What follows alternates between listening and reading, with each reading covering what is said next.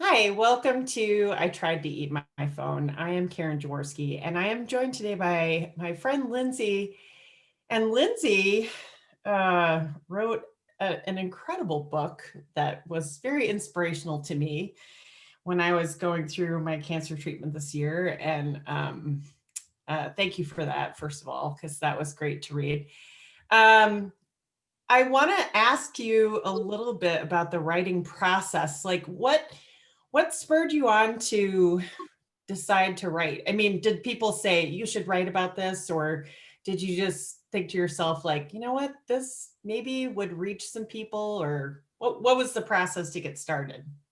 Yeah, so I have always loved writing, high school, college. I took a lot of creative writing type stuff, never really did anything formal with journalism or anything, but Uh-huh. I just always loved creative writing.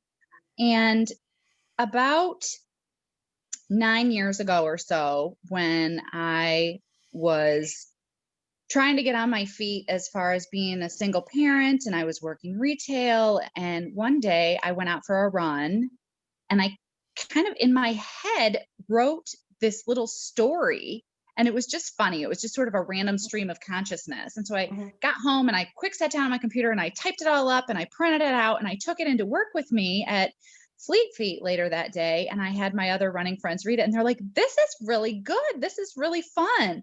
And I was like, "I think I should start a blog that kind of stems from this." And they're like, "Yes, you definitely should."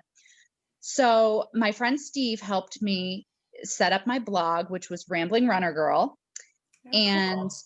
we went live. I think that whole process had started maybe like in January. We went live with the blog in February of that year. Mhm. And it was addictive. It was so addictive. I would post something and then I would get all this great feedback from people who would relate to it. And so they would really enjoy reading it and they would comment, and it just that whole interaction back and forth made it just spurred me on to do more. My initial goal was like, okay, I'm going to post once a week. Well, it turned into like every other day because I was loving it so much. So I'd go out for a run, and whatever I would think about on my run, I would go home and I would put it in a blog post. And it turned into this very um, relatable, just ongoing story of how running and sports in general pertains to life. Mhm. Mhm. So then, not too long after that, I started trying to incorporate triathlons, and I Mm. was learning how to swim, and I got a bike, and it was just that whole process. And that was me just kind of putting my struggles on broadcast and being like, "Hey, I went to the pool today and some guy told me I was so bad I needed to go get lessons." And I was putting my failures out there for the world, but people loved it. And so I was like, "Okay, all right." So then That's eventually, great. I think yeah, like there's, in that sense of like, people kind of being like, well, maybe I could do this too. I mean, that's yep. a great inspirational moment to be like, yeah, I this I'm wasn't going terrible. well I stink initially. at this, but I'm gonna do it anyway. So then I signed up for an Ironman because why wouldn't you? And it it just followed my it tracked my whole progress of training for this Ironman. And I did a big post once I finally had completed the Ironman. Mhm. And I kind of started to realize that I might have the makings of a book in all of these posts, and Mhm. and just kind of how triathlon mirrors life, because you have the things that make you feel like you're drowning, you have the things that you can kind of Mhm. just coast through and do the best you can at, and then you have the things that really bring you joy, which for me is the run. Mhm. And I ran into a customer one day, one of my Fleet Feet customers at a coffee shop, and we just struck up a conversation. And he was writing a book, and I was telling him about my blog, and he was like, "This is so great." He's like, "You totally have a book here, and I have a friend that I want to introduce you to." So I got her name and number, and she's called thebookprofessor.com, and she Okay. helps people write their stories. Hmm. So I got in touch with her. We started the process. I got about halfway through, and then I was in nursing school. And so we had Mhm. to set it aside. Yeah. graduated nursing school, started working, got remarried. um, and she got in touch with me again, maybe a year and a half, 2 years ago at this point, and she was like, "Hey, you ready to pick this up again?" And I was like, it's not going to get any easier the further away from the actual event we get. So sure, why not? And we picked it up and we ran with it. And here we are. I have my published book now. I love that. I think the trajectory of like coming to that point is half of the good story is, kind of figuring out, okay, maybe this is something that I can share with people. And first of all, can I tell you, I'm so impressed with the triathlon because I did the I think it was, geez, it was like 20 years ago, but I did a mini triathlon Mhm. for like breast cancer, Okay. ironically. Probably a sprint Um, distance. yeah, sprint distance. And I'm a good swimmer. I've always been a good swimmer, but we swam in the lake, like Uh-huh. here, South Lake Union in Seattle. And swimming in open water, like I was like, oh crap, like this is It's a a different whole, beast. and then there's like people on top of you. You're like, it's just like, I was like, whoa, whoa, whoa, whoa, whoa. Like I've never been afraid of water. I've never had a problem with it. I've swam my whole life, but that was like, oh my God, like that was Yeah. a whole, that was an experience. I'm glad I did it, but I can't imagine doing an entire triathlon. Where did you do the triathlon? Arizona. Okay. So it was almost exactly 6 years ago. Okay. It was Yeah. November 16th, I believe. So Yeah. That's great. I love that. Do you have you read books in the past that inspired you during your course of writing? Like oh, for what? sure. Wild by Cheryl Strayed Mm, was one of my huge inspirations. mm, Um, my friend Terry Grieg, who's a cancer survivor, yeah. wrote Powered by Hope. And that was a big inspiration. But then right before I finally jumped back in to finish the process of my own, I read Deep Dark Blue by Polo Tate, a friend Oh, and fellow East Lansingite. Um, yes. Okay. and her book, she really puts her struggles out there, Mhm. in a very raw and authentic way. And that reading that at the time I did, and I think it was like a week after I finished that book was when um, my book coach slash publisher got in touch with me, and it was definitely a right time, right place kind Mhm. of thing, because I was like, yeah, definitely, let's go, let's do this. Mhm. So Yeah. I give Polo a lot of credit for Yeah. helping me make that leap. Yeah. No, that's great. Yeah, any of those books that kind of give you that sense of like, I can do this, like, which I felt like was so true with your book. Like, there was just this quality to it of like, all right, yeah, press on Yep. and do it. And I love that sentiment. So, Thank you. um, you kind of spoke to this a little bit, but so what was the process like of like editing, publishing, getting it sold? Like how was that? So the way that I worked with Nancy, my book coach, Mhm, she has different opportunities depending on your financial situation, depending on your time frame and all that. And I went through 3 different modules. So each module has sort of a purpose. So at the end of the first one, you have sort of an outline. At the end of the second one, you have a rough draft. And at the mm, end of the third module, you have a much more polished version of your mhm, book. mhm, Um, so then when we get to the end of that, then she has an editor on staff, and they do all the formatting and um, take care of all those pieces. So at the end of that third module, you're really kind of done with the hard part. And then it just kind of becomes fun because they, send you options for your cover, and you get to pick from those, and really cool stuff like that. Um, a funny story, when she sent me I think she sent me 6 different options for the cover of my book, and between myself, my 3 kids, my husband, my mom, every single one of us picked the exact same one. Ah, So that's it was great. pretty clear that was the obvious choice. That Um, was one of my questions I was gonna ask was, did you get to kind of be a part of that? But yeah, so that's great. yeah, so they gave me options, and then I could say, okay, we need to tweak this or we need to tweak that or whatever. But uh, design is certainly not a strength of mine. I'm a creative, but only in the writing sense. I don't know how to do any of that other stuff.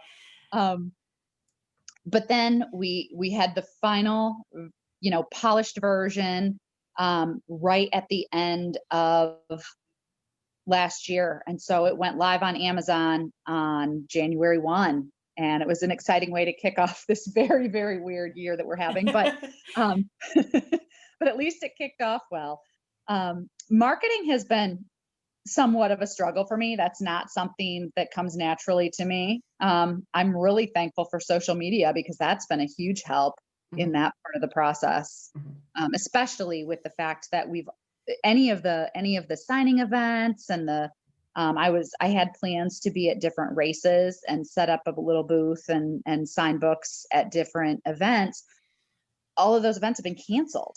Yeah. So social media has really been the number one way to get the word out this year. Mhm. Yeah, yeah, you don't have that opportunity. I didn't think about that. Like, you can't go do book signings and so much this year that yeah. Uh, I'm looking forward to having that chance when things do open back up. And I think people will be so excited to get out there that yeah. it'll really boom. I think, as much as that's kind of the downside to the pandemic for you in terms of having a book out, not being able to be out and promote it and stuff, but I would say the upside maybe is that people are doing a lot more reading, Agreed. and that a book that is inspirational like that is kind of what people are craving right now. Like, they're Yeah, kind of looking towards very something true. as like, and especially with triathlons, like, what can we do but right now besides go outside and run and, do those things. So I feel like maybe there is some really good timeliness to this for you. Yeah, Um, I think that that's absolutely the silver lining here. yeah. Yeah.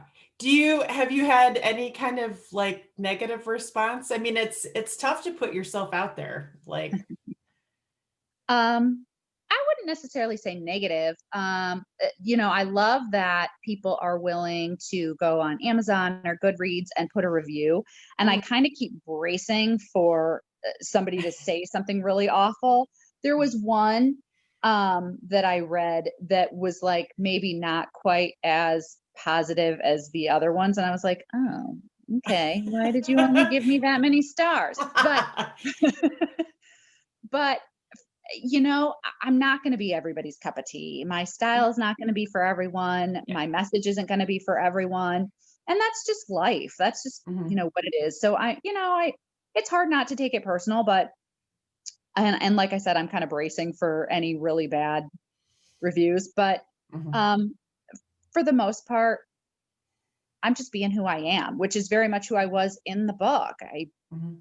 Yeah. I own my bad stuff and I own my good stuff too. And this is just who I am. Yeah. I will say the parts about your dad, really hit me. I mean, as you know, my mom was friends with your mom Yep. and, knew her and seeing that and knowing that trajectory now, which I didn't know, um, was, made me sad to read, but I love the messages you took from it. And I think that was very poignant in the book. And just thanks for sharing that piece because it was lovely. It was a tribute to him. Yeah. And I hope that that's how other people will take it as well and just know that like the losses that we suffer, it there's a way to turn those into lessons, Mhm. and we do still get to carry the losses with us in a good way too. Like, Mhm. yes, it's hard because as we enter into the holiday season here, sure, I wish my dad was around and I could call him and go see him and hug him and, talk about all the stuff that's going on. But he, even that part of my story made me so much who I am. Mhm. And I don't know that my story wouldn't be the same without that piece. Yeah. Yeah. Yeah, those are the moments in life that kind of move you in a new direction sometimes. Yeah. Like hopefully a good one, which it Yeah. sounds like it was for you. So, um off topic a little bit. Do you miss Chicago? So much. I know, It's me too. not gonna lie, it's kind of hard to be a Cubs fan in St. Louis, especially when I have a dog named Rizzo because I love Anthony Rizzo. Yes. Oh, Um, but love him. I do. I miss, I feel like Chicago was more of a melting pot than St. Louis. St. Louis is very segregated. Um, Mm, there are some, there is diversity, but you have to look for it more. yeah. There's a lot of really great stuff here in St. Louis too. There's some beautiful parks and a lot of really great places to hike. Um, but yeah, I miss Chicago. There's Yeah. just something about the culture there that is, I loved it. Yeah. I loved living downtown and, I took the L everywhere. I remember Yes. packing up my three little kids and loading up the double Listen to you, stroller. you just said packing. And I was like, right, there we go. Yeah. That's- Hey, you can take the girl out of Chicago. You can't take Chicago out of the girl. no, I've lived in Seattle for 20 years and um, people still, as soon as I say something about my mom, everyone's like, oh, you're from the Midwest. I'm like, Yeah. yes, yes, I am. And proudly so. Like, Yep. never thought I would stay out here this long, Go but here Mittens. I am. Yeah, I know. I a friend of mine, whenever I go in for an infusion, always sends me pictures of Chris Bryant. Yes. That's I was like, he's a little dreamy. Yeah. I Yeah. like I can him. see that. But yeah. Yeah, I do miss, yeah, Chicago. It's a great town. Like, I got to live like 3 houses up from the left field wall of Wrigley for Oh, 2 years when I was there. And it was during the Sammy Sosa yes. home run years. And so people would on our street waiting for a ball to come out and like that was kind of a big deal. We were just up from the Budweiser house there on Yep. Kenmore and I lived it was a great experience. walking distance to Wrigley then. I wasn't that close, but Okay. I mean, we were at all of those games Yeah. where we were waiting for Sammy to hit a big one and uh, Yeah, it was just like Sosa and Mark McGuire. I think that yep, was kind of the big, yeah, that was a fun time. sure was. um, what would you consider writing another book? Absolutely. My Yeah. brother and I have actually talked about collaborating on a project. Oh, cool. So we've got some different ideas formulating, and we'll see if anything comes to fruition. Right now, it's trying to be a nurse in a pandemic and keep I my know. family intact. And my Yeah. daughter's getting ready to go off to college, and we've got some big stuff happening right now. So I don't really feel like I have the time to write Mhm. that I would need to dedicate to actually making a project like that happen. But I Yeah. definitely see it in the future. Yeah, you kind of have to have a clear headspace Hmm. to write, don't you think? I Yeah, mean, just yeah. That's yeah. But it's also, maybe I should be utilizing this time in a better way to write because writing can be so cathartic and so Mhm. healing. I feel Yeah. like with my book Stronger, I used that even though I was telling the story that I had mostly already healed from, going through the process of rereading it over and over Mhm. and over as I was editing and that piece was really healing as well. So it just kind of continues. So, maybe I should maybe I should be doing more writing these days to help deal Yeah. with the struggles of this pandemic. But Yeah, I could see. I mean, it's very therapeutic, I imagine, like yeah, just kind of going through that process and sort of parsing things out and kind of reacquainting yourself with those feelings and going, yep, and here's where I am now, or however, you know, yeah, yeah. exactly. So, well, it's a great book. I will tell people to whoever watches this to look up Stronger on Amazon uh, by Lindsay Jacobs, and it is absolutely fantastic. Thank It's a you. great book. Yeah, I appreciate it, and it was a great read for me. It was just very timely, and thanks. Good. Well, that's why I do what I do. Yeah, I love it. Thanks, Lindsay. Thanks for having me.